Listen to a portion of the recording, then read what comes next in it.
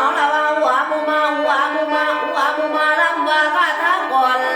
ลำไม่บอดมีพลอยต่อยติงหมูบนอุบลราชธานีนำดีบัวบานละดิตะการกับน้องหัวลำพูบ้านนี้ฉันเน่าอยู่คือบ้านโพสังอาตะบนทาโพเสียมเพื่อเดชอุดมจังหวัดเก่าอุบลลำกะดีพ่อบัวบ่ไม่เงืองงามเสียงแสงบักไก่ปุยปุยปุยบักไก่มอนมอนอย่างแต่จอนผาแลนว่าตูนผา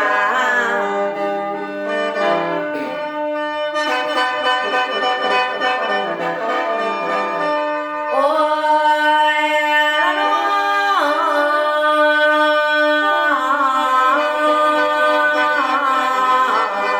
อนุวันเอ๋ย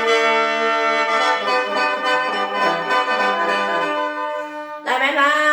บุญได้ก็ดีลำพ่อนิ่มลำแม่นี่ละลูกศิษย์ต้นของพ่อจักสังกัดเป็นหมอลำดังบางผู้สั่งมาผู้หมอลำตาดังเด่นผู้ดมคนนี้อยู่ไม่ได้มาย่างซุงมือก็ลือแล้วอีต้องเป็นลำวันลือแล้วอีต้องเป็นลำวันเนี่ยก็ดังปุ้งปุ้งปุ้งนั่งเล่นนั่งไป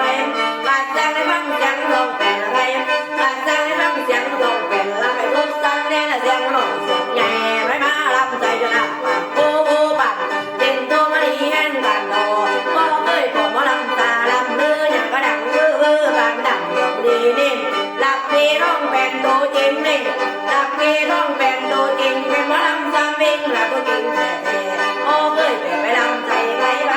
ลำกักไล่ดุนหนาโยงลำกับบ่มีองค์ไปตึงหัวไปอยากเป็นพวกหาเงินมาเต็มนั่นเด้อเพลมันมาแม่งหลอกอายแฟนหน้ามึงไปคนนั่นละคนมาบอกที่หลายเป็นหนุ่มลำหูเก่า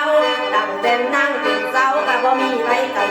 มาเดี๋ยวนี้มันไปหนังนางตามันก็ย้อนเรื่องบ่ก็รีบสั่งแนวหนุ่มจองตึงก็ดึงก็บัวดึงกลางนี่ลมฝนจังแปะ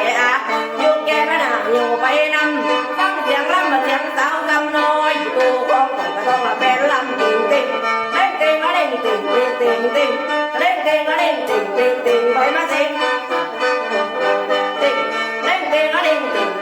ไปมาเสียงบอลยันมาเล่นจังมากกาห้องกาเป็นหมอเรียนเต็มผู้มาทำสู่เส้นใดมาแมวใดเอาแม่จักแก่จนเต็มกระดูกเข้าสู่ประตูรับนำกัน